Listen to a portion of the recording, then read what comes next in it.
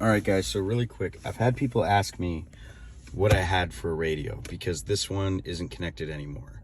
So what I have for a radio is this, and I have a 2006 Subaru Outback. I wanted to show you guys how I put this in. So this is the harness, right? And it's really simple. You can just run it from down there up, and you connect it into the main harness.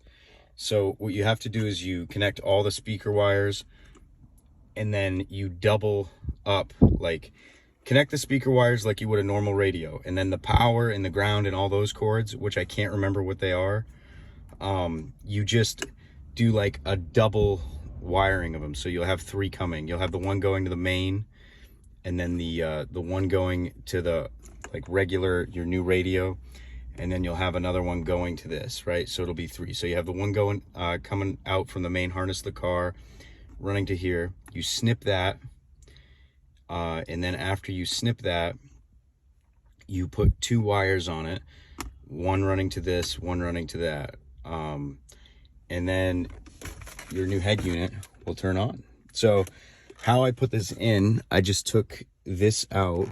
There was no cutting. I just took the center piece for the pocket out, and then I wired this in there. And then I cut those brackets to fit so that they just slide right in, right? And then I put two bolts and screws, and then it's solid, so it doesn't move. Originally, when I did this, I didn't have the bolts. I just had self-tapping screws, and the self-tapping screws worked. They did loosen up over time. Oh, you know what? I did lie. You have to cut that fin on the inside. Right, so I just used some needle nose, and I cut it for that fourth fin on the inside, so that way the bolts don't hit it.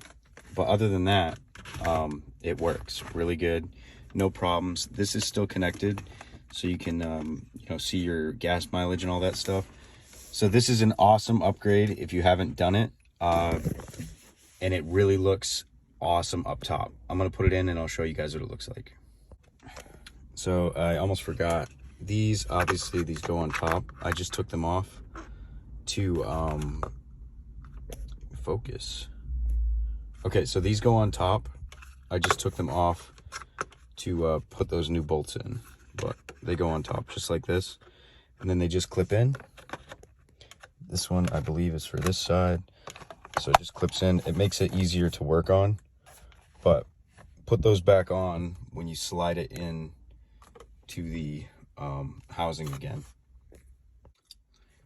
Okay, guys, so that's what it looks like when it's all installed. Obviously, you can see back there, I do have a piece of metal I'm going to cut eventually to cover that and then run to the back of the dash, but I don't have it connected right now. The vents are blocked, kind of, but you still have the opening at the bottom, and you have plenty of room up under here to see. This part you can only see from like the bottom. If you really wanted to, you could probably put some kind of a plate to come down and cover that. I don't care, but this part works, the radio works. And do not try to double run the wires from the speakers from here to there so you can have both radios work, because the wires will get super hot, so don't do that.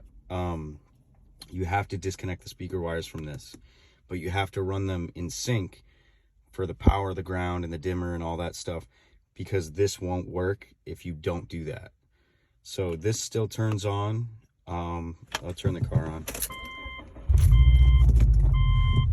So works great.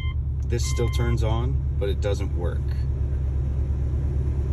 Okay, and you can have that on if you want it to. But this works awesome, no problems. Has wireless Apple CarPlay. You can also plug it in with the USBs down there, and it also has, like, it's essentially like a tablet. So you have YouTube, all that stuff, Wi-Fi. Like, this doesn't have Wi-Fi on it, but you can hook your phone up to it, and it works great.